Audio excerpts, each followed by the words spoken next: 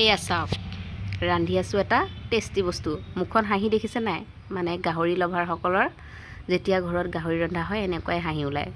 এয়া গাহৰি তেলজাতীয় লৈছোঁ, তাৰপাছত কুকাৰত দি দিম চিটি মাৰিবলৈ, আৰু লগতে দি দিম কচু। এইফালে বইল কৰিছোঁ, অকণমান জাষ্ট বইল হ'বলৈ দিম। এতিয়া তেলত শুকান জলকীয়া দি দিছোঁ আৰু লগতে দি দিছোঁ এয়া গাহৰি মাংসখিনি বইল কৰি থোৱা।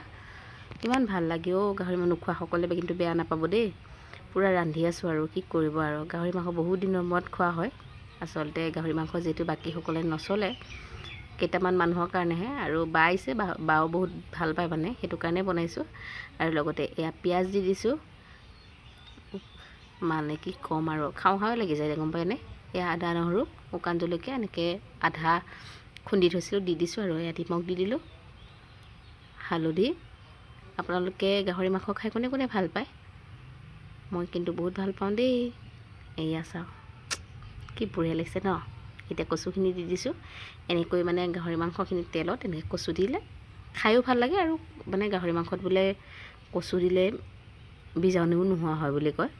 তাৰপিছত এয়া হৈয়ে গ'ল আৰু দেই। এতিয়া অকণমান ইয়াতে ধনিয়া পাত কাটি দিলে হৈ গ'ল। বেলেগ ধনিয়া নাই, এয়া মান ধনিয়াকৈ কাটি দিছোঁ, আৰু এয়া কাটি দি অকণমান ৰেডি আৰু খাওঁগৈ দেই।